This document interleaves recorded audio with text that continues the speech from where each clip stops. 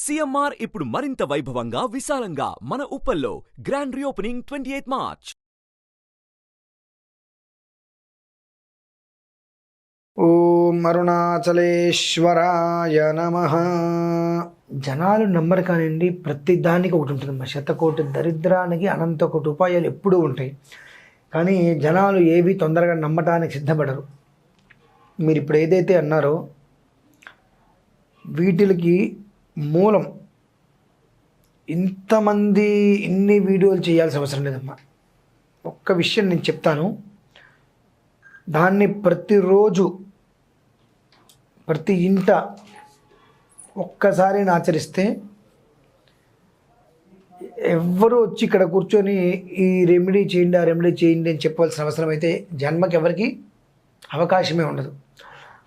అది పరమ రహస్యమైనా కావచ్చు, అసలు రహస్యం కాకపోను కావచ్చు కాక, కానీ ఆ విషయం అందరికీ తెలిసిందే.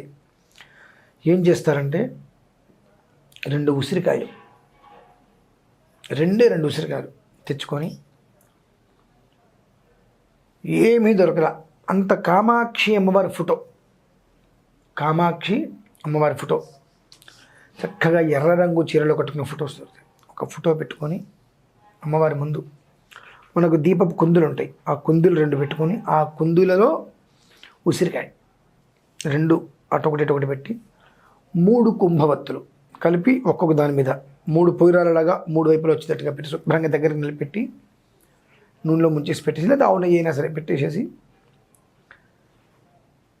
జ్యోతిస్వరూప కామాక్షి నమః అనుకుని చక్కగా వెలిగించి ఒక్కొక్క చుక్క దాని మీద నూనె నెయ్యి వేసుకుంటూ దానికే ధూపదీపార్చనలన్నీ కూడా దానికే జ్యోతిష్పతి దేవతాయ నమో నమః ఆవాహయామి ఆసనం సమర్పయామి దానికే అర్చన చేసి కామాక్షి అమ్మవారి రూపాన్ని జ్యోతిలో తలుచుకొని అర్చన చేసుకొని, కామాక్షి అమ్మవారి రూపాన్ని తలుచుకొని చక్కగా అర్చన చేసుకొని దానికే మళ్ళీ ధూపం, దీపం, నైవేద్యం, తాంబూలం, హారతి ఇచ్చి పక్కన పెట్టేసిన తర్వాత చక్కగా కనకధారా స్తోత్రం.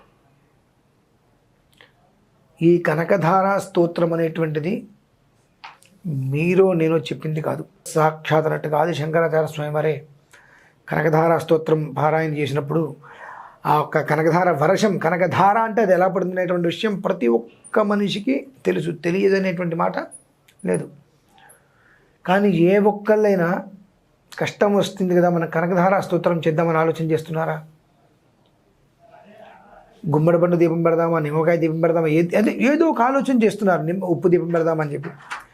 కానీ సాక్షాత్తు కైలాసవాసి అయినటువంటి శంకరుడు, ఆదిశంకరుల వారి రూపంలో వచ్చి భక్తుల మనోభీష్టం కొరకు జీవితంలో ఇక లేదు, జీవితమే లేదనుకున్న సమయంలో కనకధారా స్తోత్రాన్ని పారాయణ చేస్తే జీవితంలో నాకు ఇది లేదు అనేటువంటి స్థితికి తీసుకెళ్తాడు ఖచ్చితంగా అనేటువంటిది నిరూపణ జరిగింది. కానీ మనం అది చెయ్యమమ్మా. ఎందువలన అది నేను చెప్తున్నానంటే, నేను లాస్ట్ శివరాత్రి నేను చేయగలనా చేయలేను అనుకున్న పరిస్థితులలో మా గురువుగారు ఇది చేయనైనా అన్నారు.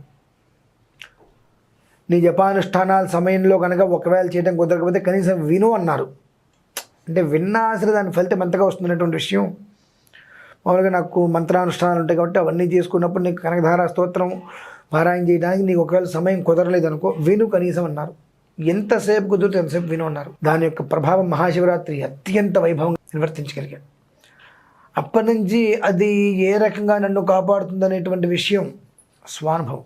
ఖచ్చితంగా ప్రతి ఒక్క మనిషి కనకధారా స్తోత్రం చదవటం లేదా వినటం, లేదంటే ఈ అర్చన చేసుకోవటం కనీసం మాత్రం గట్టిగా కూర్చుంటే ఒక అరగంట సమయం పడుతుంది. కేవలం మంగళవారం, శుక్రవారం, అంటే మంగళవారం మొదలు పెడితే శుక్రవారం మొదలు పెడితే మంగళవారం, అంటే మంగళవారం మొదలు పెడితే శుక్రవారానికి 3 రోజులే కదా. మంగళవారం మొదలు పెడితే తిరిగి శుక్రవారం, అంటే మంగళవారానికి 8, బుధవారానికి 9, గురువారానికి 10, శుక్రవారానికి 11. అలానే శుక్రవారం మొదలు పెడితే మంగళవారం వరకు, అక్కడికి సుమారుగా మనకి ఎన్ని రోజులు వస్తుందమ్మా? 5 రోజులు 6 రోజులు వస్తుంది. అంటే శుక్ర, శని, ఆది, సోమ, మంగళ ఇది 5, అది 11. 16 అనేటువంటి చాలా గొప్పది. 6, 1, 7 అంటే ఎంతో ఉత్పత్తికి సంబంధించింది. వృద్ధి 7 అనేటువంటిది అది బేసి సంఖ్య, వృద్ధికి సంబంధించింది. ప్రతి ఒక్క జీవితం కూడా అలా వృద్ధి కలుగుతుందమ్మా. అంటే ఖచ్చితంగా శుక్రవారం మొదలు పెడితే మంగళవారం వరకు, మంగళవారం మొదలు పెడితే మళ్ళీ తిరిగి శుక్రవారం వరకు అదొక నియమంగా పెట్టుకొని రోజు ఒక్కరోజు చేసుకోండి. రోజు అవకాశం ఉంటే చేయండి, లేదు ఒక్కరోజు చేసుకొని వినండి. రోజు గట్టిగా విన్న 5 నుంచి 6 నిమిషాలు, 5 నుంచి 6 నిమిషాలు మీరు ఏ పని చేసుకుంటూ విన్నా వచ్చే నష్టమేం లేదు. దానివల్ల అంగం హరేహే చక్కగా అద్భుతంగా వస్తుంది దాని యొక్క విధానం. ఒక్కసారి వినమనండి, విని ప్రయత్నం చేయండి. నిజంగా నా జీవితం మారుతుందా లేదా అని ప్రయత్నం చేయమనండి. ఖచ్చితంగా మారటం అంటే ఇలా కూర్చుంటే పైనుంచి మూట్లయితే పడవండి. ఎవరైతే కనుక దాన్ని వినటానికి ప్రయత్నం చేస్తూ వింటారో వాళ్ళకి మేధస్సు చురుగ్గా అవుతుంది. లేజినెస్ అంటే బద్ధకం అనేటువంటిది వదిలిపోతుంది. మనం ఏమిటి, మన బ్రతుకేమిటి, మన పరిస్థితి ఏమిటి, మనం ఎక్కడున్నాం, మనం ఏం చేయాలి, ఏ స్టేజ్లో ఉన్నాం అనేటువంటి విషయం అర్థమవుతుంది. అక్కడ నేను అనేటువంటి అహంకారాన్ని తీసేస్తే ఆ నేను రూపంలో నేనువై ఈశ్వరుడు వచ్చి ఉంటాడు అక్కడ. ఆ నేను కాదనే వాళ్ళు ఎవరున్నారు ఇంకా? అలా అది ఆచరించమనండి చాలు. ఈ లైఫ్లో ఇక ప్రత్యేకంగా ఎక్కడికో వెళ్ళి ఏదో చేయవలసిన అవసరం లేదు. చెప్పడానికి ఏముంది, ప్రతి ఒక్కదానికి అంటే శతకోటి దరిద్రానికి అనంతకోటి ఉపాయాలు ఉన్నాయని చెప్పాను కదా. దీపారాధనలలోనే సుమారుగా మనం 1000 రకాల దీపారాధనలు మనం చెప్పవచ్చు, కష్టం కాదు. ఏది ప్రాముఖ్యత అనేటువంటిది ఒకదానికి ఉంటుంది. ప్రతి ఒక్కదానికి కూడా ఒక ప్రాముఖ్యత, ఒక ప్రమాణం ఉంటుంది, ప్రధానమైంది. ఆ ఒకటి ఒకటే, ఒక మొదలే కాబట్టి ఆ ఒక్కదాన్ని ఆచరించి వస్తే చాలండి. ఇంకా ప్రత్యేకంగా ఏదో చేయవలసిన అవసరం లేదు. జీవితం అంతయు కూడా చాలా శుచిస్మితంగా మందహాసంతో వాళ్ళ యొక్క జీవితం ముందుకెళ్తుందమ్మా. సుమన్ టీవీలో మీ పర్సనల్ అండ్ బిజినెస్ ప్రమోషన్స్ కోసం కింది నెంబర్కి కాంటాక్ట్ చేయండి.